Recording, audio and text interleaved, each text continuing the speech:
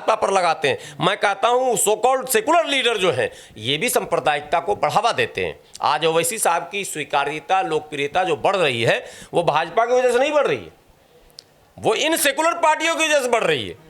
अगर मुद्दे को आप आगे बढ़कर टैकल करेंगे, हैंडल करेंगे, तो ओवैसी साहब को स्पेस कहां मिलेगा? जहांगीरपुरी अगर केजरीवाल पहुंचते, अगर आम आदमी पार्टी के नेता पहुंचते, अगर कांग्रेस के नेता पहुंचते, अगर कम्युनिस्ट के तमाम नेता समय से पहले पहुंचते, तो ओवैसी साहब पीछे जाते भी तो वो जलवा नहीं होता।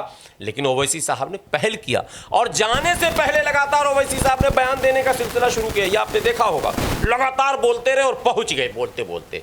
जब ओवैसी साहब पहुंचे, अब खिसियानी बिल्ली खंबा नीचे, ये लोग भी जा रहे हैं और वहाँ की जनता इनको भगा रही, दौड़ा रही है। ओवैसी साहब का वोट बैंक बढ़ गया, ऑटोमेटिकली बढ़ गया है, मैं कह रहा हूँ।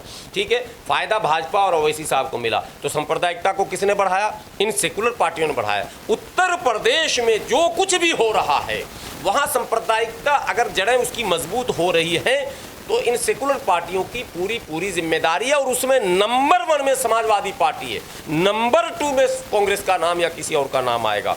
बसपा का भी नाम ही नहीं लेना। बसपा पर ऐसे भी आप सांप्रदायिकता का आरोप लगा नहीं सकते हैं पार्टी स्तर से। बहन जी के ऊपर जो भी आरोप आप लगा दें, बहुजन समाज पार्टी के नीतियों और इस पर आप सवाल नहीं उठा सकते हैं। वो सांप्रदायिकता को समूल नाश करने के लिए ही पार्टी बनी ही थी और इसके मैनिफेस्टो में आज भी वही है। लेकिन जो कुछ हो रहा है, बहन जी भी जो पहल नहीं करती हैं, तो आज बसपा को भी भुगतना पड़ गया इस चीज को। भाई ट्वीट से नहीं ये निकल रहे। आप अखिलेश को फॉलो करेंगे कि आप काशीराम को फॉलो करेंगे? हमारा आइडियल कौन है पहले ये बताइए। बसपाइयों का आइडियल तो काशीराम। तो काशीराम तो मैदान में उतर के लड़ते थे, काशीराम तो साइकिल से चलते थे, काशीराम तो मोहल्ले में झोपड़ियों में जाकर बैठते थे, अपने समाज के लोगों के बीच खाट पर जाकर बैठते थे, उनका घर का बना हुआ खाना खाते थे, उनसे 100-200 रुपया चंदा भी लेते थे। आप न किसी गरीब के घर पर जाते हैं, न किसी के गरीब के घर पर खाते हैं।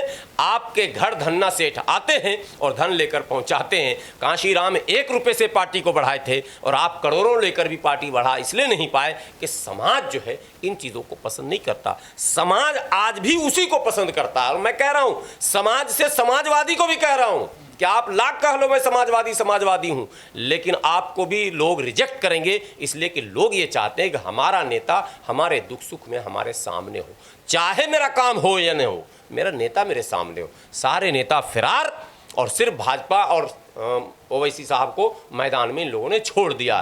तो मैदान में आपने जब भाजपा और ओवैसी साहब को छोड़ा है तो राजनीति तो हिंदू मुस्लिम की हो गई साहब, फिर बचेगा क्या? संविधान की बात होगी लेकिन फिर भी हिंदू मुसलमान होगा, कानून की बात होगी लेकिन फिर भी हिंदू मुसलमान होगा, सुप्रीम कोर्ट की बात होगी लेकिन फिर भी हिंदू मुसलमान होगा। आप देखिए उस पार्टी को जिसका बेशरम वकील बाबरी मस्जिद की लड़ाई लड़ा, हार गया, कपिल सिब्बल, शाहबानों की लड़ाई हार गए, तमाम मुसलमानों की लड़ाई CA NRC का पता ही नहीं चल रहा कि हारे के जीते, 370 हार गए। कांग्रेस पे कलंक भी है और कपिल सिब्बल फिर खड़े हो गए जहांगीरपुरी मामले में, अतिक्रमण। और अतिक्रमण की बात जब आई तो डिफेंस करने का तरीका देखिए जी, मुसलमानों का तोड़ा जा रहा, केस जीत पाएंगे? ये नहीं जीत पाएंगे, ये मुकदमा भी हार रहे हैं। भाई आप अतिक्रमण तो हटना ही हटना है, आप हिंदू मुसलमान क्यों कर रहे हो? आपको मामला रखना चाहिए था कि भाई पूरी वीडियोग्राफी की जांच की जाए। ये जो जुलूस निकला शोभा यात्रा, पहले इसकी जांच सुप्रीम कोर्ट करे कि क्या क्या हथियार था, किस किस चीज की परमिशन थी, कौन कौन चेहरे थे, क्या क्या नारा लग रहा था, क्या क्या गाने बज रहे थे। यह मुकदमा होना चाहिए था। मुकदमा हो गया जी मुसलमान का घर तोड़ा जा रहा, अभी मुसलमान का टूटे या हिंदू का टूटे, गुप्ता जी को हाईलाइट कर दिया मीडिया ने, अब जाओ बेटा मुसलमान हिंदू करते रहो, गुप्ते जी का टूट गया। बात समझ रहे? तो ये लड़ाई गलत जानबूझकर फ्रेम जो करते हैं ना, वो गलत फ्रेमिंग हो जाती है, इशू फ्रेमिंग गलत हो जाती है और यही हो रहा है। तो कपिल सिब्बल और कांग्रेस कपिल सिब्बल को ढोए जा रही है और अपना वोट खोए जा रही है। देखिए एक बात तो पहले मान लीजिए कि राजनीति जो भी हो 2024 तक कुछ नहीं होना है और ये सरकार पूर्ण बहुमत की सरकार है, इसलिए इस पर कोई ज़्यादा चर्चा करने की ज़रूरत नहीं। अगर सरकार अल्पमत की होती और किसी के समर्थन से चला होता तो संभावनाएं होती, जैसा कि बिहार में आप आजकल देख रहे हैं कि संभावनाएं लगाई जा रही है, लेकिन उत्तर प्रदेश में इन सब चीज़ों पर विराम लगा हुआ, कोई संभावना और सोचने उचने की ज़रूरत नहीं है। और योगी के काम करने की शैली पिछले जो 5 वर्ष का अंदाज था उससे बिल्कुल अलग होता जा रहा, ठीक है, और वो अपनी पहचान धीरे धीरे बदलने की कोशिश भी कर रहे हैं। 2-4 फैसले ऐसे अभी आए हैं जिससे कहा जा सकता। लेकिन सरकार बनने के बाद मतदाताओं ने चुनाव में जिस तरह से आक्रामक रूप अख्तियार किया था और अखिलेश के साथ एकजुटता दिखाई थी और ऐसा माहौल बन रहा था कि चुनाव में बसपा कांग्रेस सब चुनाव से बाहर हो चुकी है रेस से और सीधा सीधा मुकाबला सपा और भाजपा का है। और अखिलेश यादव अपने आप को भावी मुख्यमंत्री समझने भी लगे थे और उनके समर्थक भी ये समझने लगे थे नंबर आ गया और तैयारियां भी कुछ वैसी हो रही थी। चुनाव मतदान और मतगणना के बीच जो समय बचा था उसमें जो अफसरान थे उनकी जो गतिविधियां थी उससे भी कुछ मैसेज जाने लगा था और कई चैनलों ने तो न्यूज़ चला दिया था कि संभावनाएं दिख रही हैं कि अखिलेश यादव मुख्यमंत्री बनेंगे। चलिए, मुख्यमंत्री आप नहीं बने, चुनाव परिणाम आया, परिणाम में जो भी आरोप लगे वो सब कुछ उस पर अब बात करने की ज़रूरत नहीं है, हम लोगों को राजनेता करते रहें। लेकिन जब सरकार बन गई तो अखिलेश यादव से उनके मतदाता कम से कम ये उम्मीद रखे हुए थे कि अब वो हमसे सीधे सीधे जुड़े रहेंगे, सीधे सीधे संवाद करेंगे और हमारी जो समस्याएं हैं सामाजिक, राजनीतिक, आर्थिक और धार्मिक भी आप उसको कह लें, उन सब समस्याओं पर मुखर होकर अखिलेश यादव बोलेंगे। दुर्भाग्य से स्थितियां बनती बिगड़ती रहीं, दलितों के साथ अत्याचार हुआ, अल्पसंख्यकों के साथ अत्याचार हुआ और उनकी पार्टी के विधायकों के साथ अत्याचार हो गया और उनके पार्टी के विधायक के पेट्रोल पंप पर चल गया बुलडोजर, अखिलेश यादव कुछ नहीं बोले। उसके बाद फिर रोशन लाल वर्मा पे भी चल गया, उस पर भी कुछ नहीं बोले और अभी आजमगढ़ में एक गरीब परिवार, दलित परिवार पर फिर बुलडोजर चल गया और वो दबंगों ने चलाया, सरकार ने नहीं चलाया। बाद में उस बुलडोजर को पकड़ के थाने में लाकर बंद कर दिया पुलिस ने, लेकिन उस दबंग पर कोई कार्रवाई नहीं हुई और पूरे मकान को मलिया में तबाह बर्बाद कर दिया गया, उस पूरे मकान को। अब सवाल ये है, अराजकता अगर है, अव्यवस्था है, संविधान के खिलाफ कार्य हो रहा है तो आवाज कौन उठाएगा? अगर आपको लग रहा है कि सरकार निरंकुश है, अगर आपको लग रहा है कि सरकार बेलगाम है, अगर आपको लग रहा है कि सरकार संविधान का सम्मान नहीं कर रही है और जो भी फैसले ले रही है वो संविधान के खिलाफ ले रही है, तो आवाज उठाने के लिए ही तो विपक्ष है साहब, और वो भी मजबूत विपक्ष है। आपको 2 गुना सीट मिला, 3 गुना। पहले आप 40-42 पर थे, आप 150-125 पे पहुंच गए हैं, सहयोगियों को मिलाकर आप 150 छूने वाले हैं। मैं कहता हूं 2 गुना भी आपको मिला तो तब भी बड़ी बात है, आपके सम्मान की बात है। आपको बोलना चाहिए, नहीं बोल सके। डे 1 से, पहले ही दिनों से वो नहीं आ रहा मीटिंग में, तो वो नहीं आ रहा मीटिंग में, फिर वही ड्रामा, फिर रूठने मनाने का दौर। भाई, हमने आपको रूठने मनाने के लिए नेता नहीं चुना, हमने आपको हमारी समस्याओं के समाधान के लिए नेता चुना। आपके पापा आपसे नाराज हो जाए, मैं क्या करूं? आपके चचा नाराज हो जाए, मेरा क्या लेना देना? आपकी पत्नी कल होकर नाराज हो जाए, भाई तेज प्रताप बिहार में एक नेता, उसकी पत्नी भाग गई, उससे क्या मतलब? लोगों को मतलब है कि तेज प्रताप जहां के विधायक का काम कर रहे हैं कि नहीं कर रहे हैं, क्योंकि वोट उनके काम और परफॉर्मेंस पर मिलेगा ना, उसकी पत्नी के झगड़े और अच्छी रोटी बनाकर देने पर तो वोट नहीं मिलेगा। कल को अगर डिंपल भाभी नाराज हो जाए, उससे जनता को क्या मतलब है साहब? कई ऐसी फैमिली है, मोदी जी तो अपनी पत्नी को ही छोड़ के चले आए, लेकिन जनता तो वोट दे रही है। बात समझिए।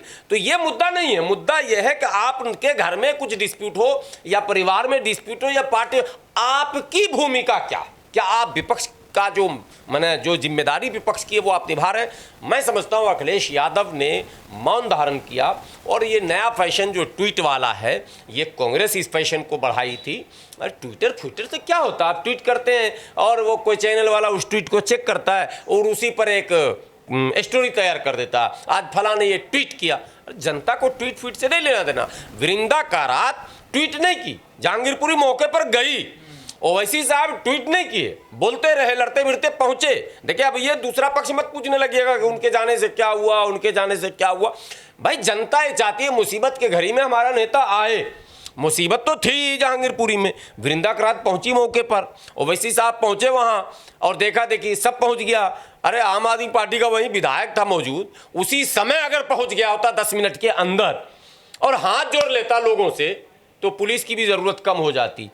विधायक को इतना भी लोग मानने वाला नहीं है क्या? विधायक का कोई सपोर्टर नहीं है क्या? ऐसे ही विधायक बन गया हवा में क्या? ईवीएम में घोटाला कर दिया क्या केजरीवाल ने? सवाल तो पैदा होंगे ना भाई। एक विधायक 1 लाख वोट लाता है, 10-5 हजार सपोर्टर उसके मोहल्ले टोले में मौजूद होते हैं, पार्टी का एक संगठन होता है, अगल बगल से जैसे पुलिस दूसरे थानों से भी मंगा लेती है, आप दूसरे विधायक से भी मदद ले सकते थे, आजादपुर वाले से ले लेते, आप क्या कहते हैं, बादली वाले से ले लेते, अड़ोस पड़ोस के सभी विधायक को बुला लेते और सब लोग हाथ पर झूम के हिंदू मुसलमान से माफी मांगते कि भाई अभी रुकिए, कोई बात नहीं, और आप खुद ही सारी चीज अगर अपने हाथ में ले लेते तो आज पुलिस को, अदालत को और तमाम लोगों को यहां तक आने की जरूरत नहीं पड़ती। यही चीज 2020 वाले में भी आम आदमी पार्टी ने रोल किया था और वही चीज अखिलेश यादव कर रहे हैं। अखिलेश यादव भी ट्वीट कर रहे हैं, ट्वीट की दुनिया से बाहर निकलिए। अब शिवपाल आजम खान के पास गए, आजम खान से मिले और बाहर आए। बाहर आने के शिवपाल ने जो बयान दिया साहब, वो बयान ऐतिहासिक बयान है।